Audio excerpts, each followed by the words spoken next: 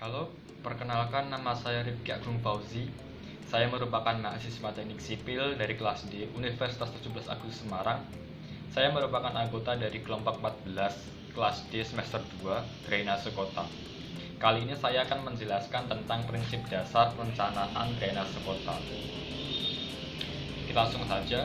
Yang pasti dalam sebelum kita melaksanakan sebuah pembangunan, kita harus melakukan perencanaan juga perancangan. Karena apa? Supaya dalam nanti kita membuat sesuatu pembangunan dalam suatu proyek itu hasil yang kita dapatkan bisa berjalan seperti apa yang kita harapkan sesuai kegunaannya. Dalam hal ini merupakan drainase kota. Dalam perencanaan ada beberapa aspek teknis yang perlu dilaksanakan berdasarkan siklus Sidt-Lacombe.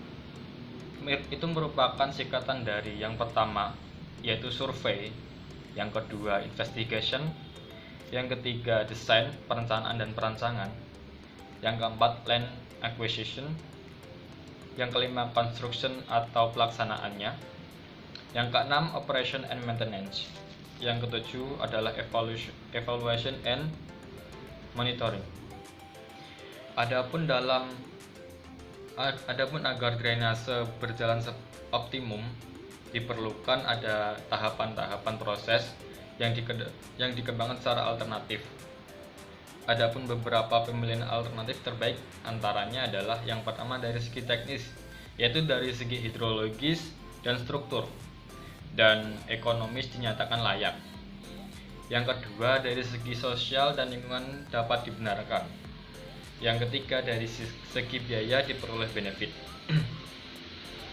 Dalam perancangan drainase perkotaan perlu diperhatikan beberapa hal, yaitu yang pertama adalah fungsi drainase perkotaan sebagai prasarana kota.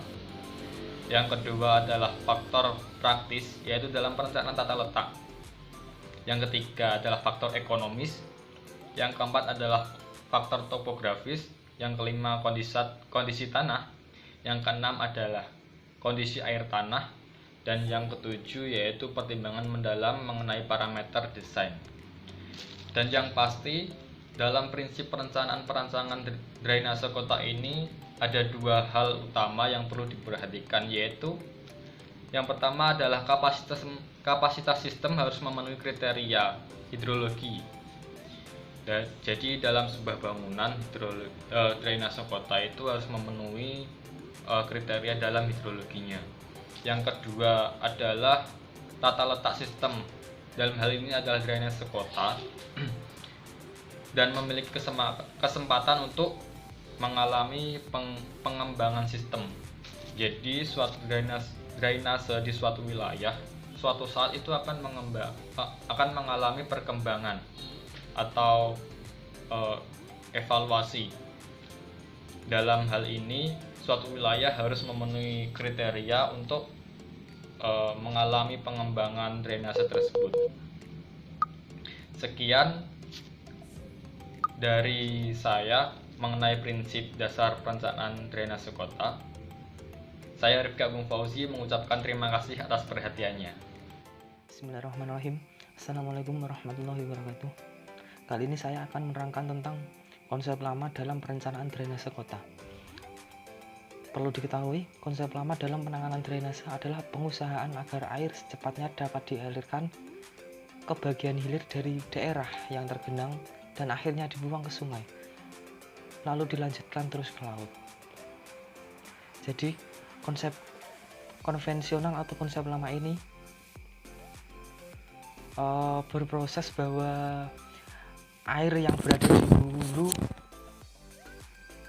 langsung dialirkan ke sungai agar tidak menggenang dan tidak meresap ke tanah.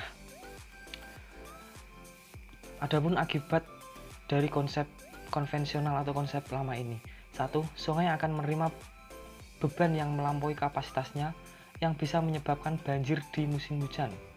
Yang kedua, menurunkan kesempatan bagi air untuk meresap ke dalam tanah yang bisa menyebabkan kekeringan di musim kemarau.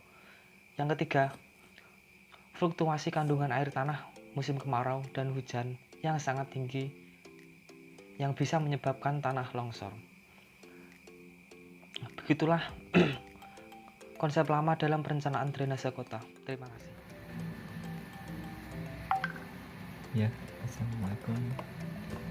Dengan saya Witoha dari kelas D kelompok 14 untuk mata kuliah drainase kota. Dan saya di sini akan menjelaskan tentang konsep baru sistem drainase ramah lingkungan atau ekodrainase pada desainnya. Pada dasarnya, pertama, mengelola air berlebihan dengan cara sebesar-besarnya diresapkan ke dalam tanah secara alamiah atau mengalirkan ke sungai dengan tanpa melampaui kapasitas sungai sebelumnya. Akibat dari sistem ini adalah air tidak secepatnya dialirkan ke sungai. Yang kedua, meresapkan air ke dalam tanah guna meningkatkan kandungan air tanah atau sebagai pelabuhan air tanah untuk cadangan pada musim kemarau. Yang ketiga, inti dari konsep ini adalah mengendalikan atau menahan sementara limpasan di dalam lahan atau perkotaan yang sekaligus merupakan usaha dalam konservasi air. Pada umumnya, perencanaan drainase kota selalu dikaitkan dengan sistem pembuangan akhir atau KAP. Karena itu, master plan drainase harus menjadi bagian dari rencana pembangunan sumber daya air.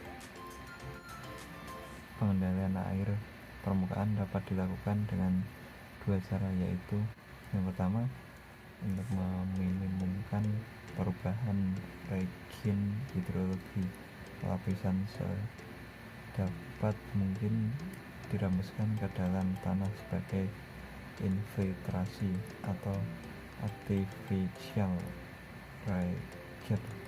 Air yang dirembeskan harus memiliki kualitas yang baik atau memenuhi syarat untuk dirembeskan.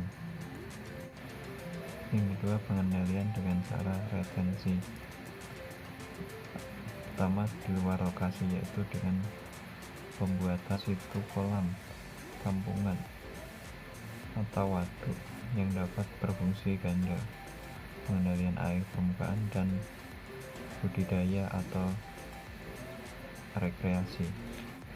Yang kedua, di dalam lokasi, yaitu dengan memperpanjang waktu konsentrasi aliran yang dapat dicapai dengan mengurangi kecepatan test drain atau memperkecil kemiringan saluran drainase. Oke, segitu dulu penjelasan dari saya dan akan dilanjutkan oleh teman saya.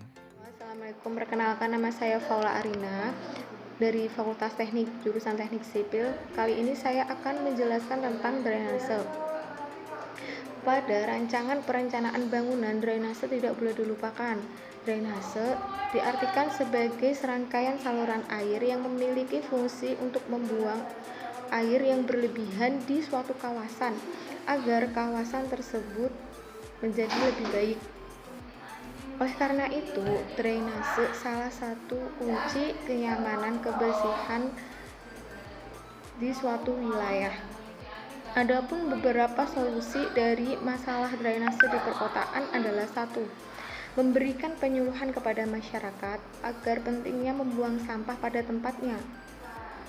Saluran drainase dan sungai bukanlah tempat pembuangan sampah.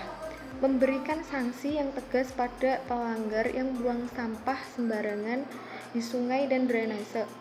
membangun bak kontrol dan saringan supaya sampah di drainase bisa cepat dibuang, memperbaiki konservasi alam, mengatur limpasan melalui fasilitas-fasilitas yang bisa menahan air hujan, menyimpan air hujan, dan membuang resapan air sehingga tidak terjadinya banjir di suatu wilayah tersebut. Sekian dari saya, terima kasih. Wassalamualaikum warahmatullahi wabarakatuh.